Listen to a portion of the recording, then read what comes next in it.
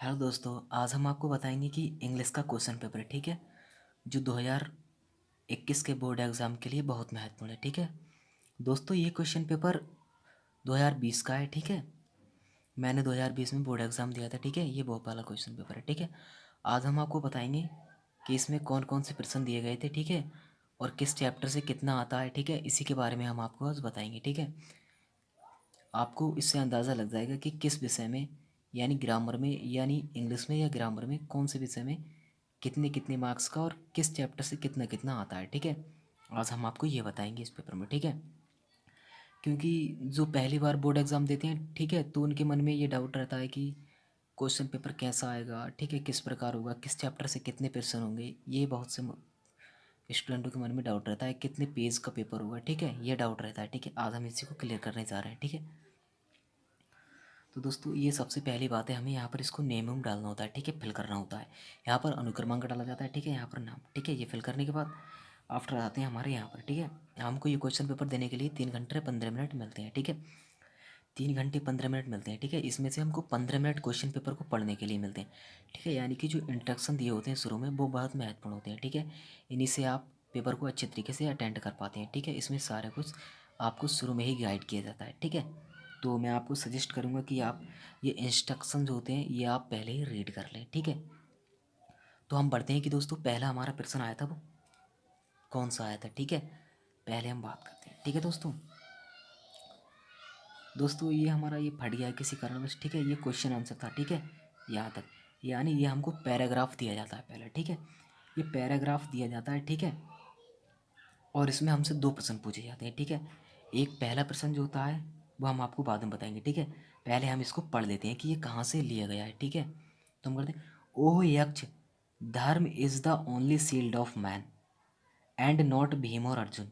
ठीक है, ओह यक्ष, हे यक्ष, मतलब युधिष्ठिर उनसे कहते हैं, यक्ष से। ठीक है, मृत्यु के देवता यक्ष से कहते हैं युधिष्ठिर, ओ यक्ष, हे यक्ष, धर्म is the only shield of man, धर्म ही मनुष्य की रक्षा करता है। ठीक है, युधिष्ठिर यक्ष से कहते हैं कि धर्म ही मनुष्य की रक्षा करता है, नॉट भीम और अर्जुन, ना कि भीम और अर्जुन। ठीक है, केवल धर्म ही मनुष्य की रक्षा करता है, ना कि भीम और अर्जुन। ठीक है, इफ धर्म इज गिवन अप। ठीक है, इफ का मतलब होता है यदि, धर्म is given up, given up का मतलब होता है त्यागना। यदि धर्म को त्याग दिया जाए, ठीक है, यानी धर्म को व्यक्ति भूल जाए, ठीक है, मैन विल बी ruined, मनुष्य बर्बाद हो जाता है। ठीक है, यानी जो मनुष्य धर्म को भूल जाता है, ठीक है, वह मनुष्य बर्बाद हो जाता है। ठीक है, Kunti and Madri were the two wives of my father, Kunti and Madri were थी हैं थी two wives of my father, मेरे पिता की 2 पत्नी। ठीक है, आई एम एलिव, मैं जीवित हूँ, a son of Kunti, Kunti का पुत्र मैं जीवित हूँ। ठीक है, and so he not completely bereaved, मैं कुंती का पुत्र जीवित हूँ, इसलिए वह ज़्यादा दुखी नहीं होगी। In order that scales of justice में बी इवन, और माद्री का पुत्र नकुल, ठीक है, वो इकलौता पुत्र था। ठीक है, उसका एक ही पुत्र था। ठीक है, अगर वह मर जाता तो वह उसको मतलब वह पूर्णतया असहाय हो जाती। ठीक है, तो इसलिए उन्होंने कहा कि मैं कुंती का पुत्र जीवित हूँ, परंतु माद्री का पुत्र नकुल जो मर गया है। ठीक है, अब अगले पढ़ते हैं हम। ठीक है, मर गया है। ठीक है, इसलिए in order that scales justice में द इवन, इसलिए मैं न्याय की तराजू को बराबर करने के लिए नकुल को चुना। आई आस्क दैट माद्री, मैंने माद्री के पुत्र को चुना। ठीक है, नकुल में भी रिवाइव, कि नकुल को जीवित कर दिया जाए। ठीक है,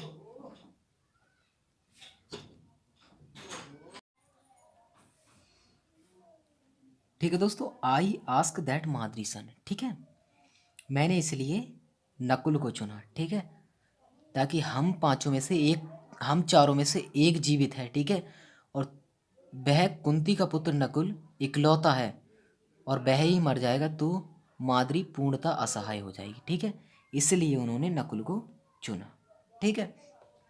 अब हम अगले पूछते हैं, नेक्स्ट क्वेश्चन की ओर पढ़ते हैं, ठीक है। अब हमारा ये है, इस पैराग्राफ से रिलेटेड दो प्रश्न हमसे पूछे गए हैं, ठीक है। नंबर 1 प्रश्न है हमारा, right the name of the lesson from which the above noted passage been taken, who is the author of the lesson, ठीक है। ये कह रहा है राइट द नेम, ठीक है, नाम लिखिए ऑफ द लेसन, पाठ का, ठीक है, पाठ का नाम लिखिए, from which the above noted passage has been taken, from मतलब ये कहाँ से लिया गया है, ठीक है। Who is the author of the lesson, इस लेसन का लेखक कौन है, ठीक है। 3 बातें पूछी गई हैं हमसे यहाँ पर, ठीक है। तो हम यहाँ पर हमें पता है, ठीक है, ओहो यक्ष यानी हमारा पहला ही चैप्टर है, ठीक है, जिसमें 5 भाई थे, ठीक है।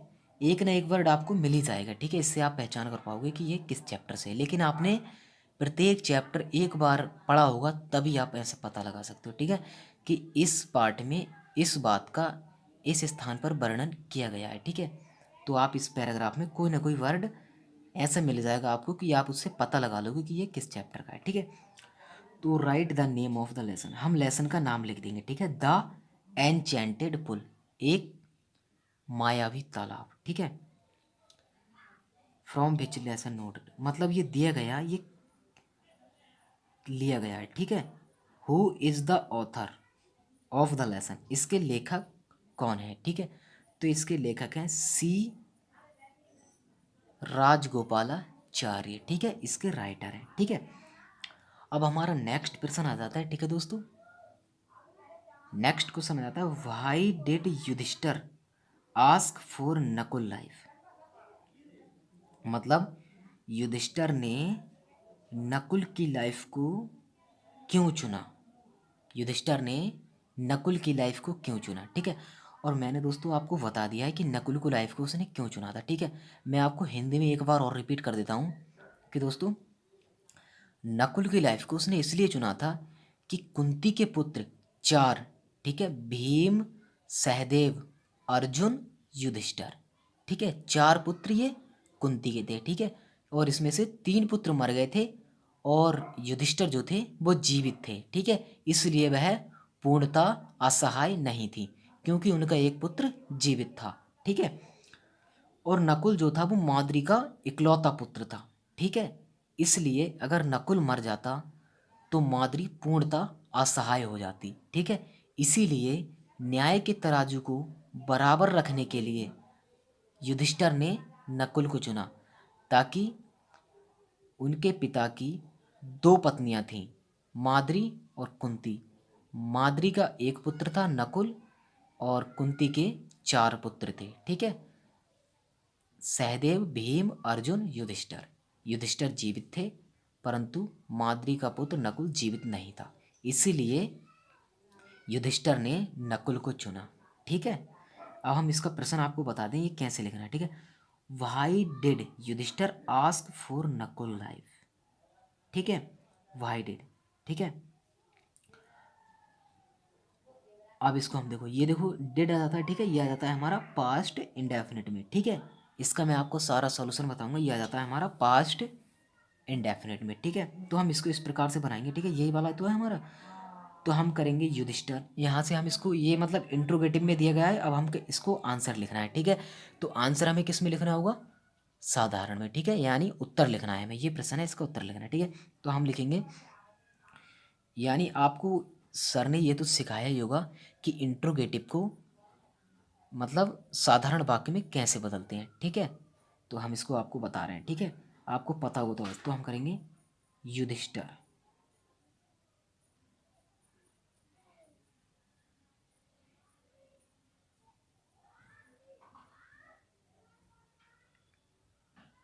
युधिष्ठिर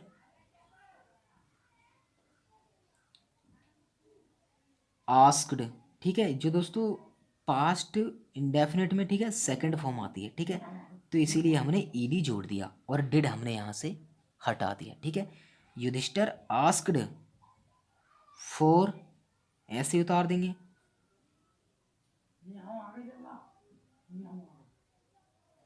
फॉर नकुल, नकुल लाइफ, ठीक है।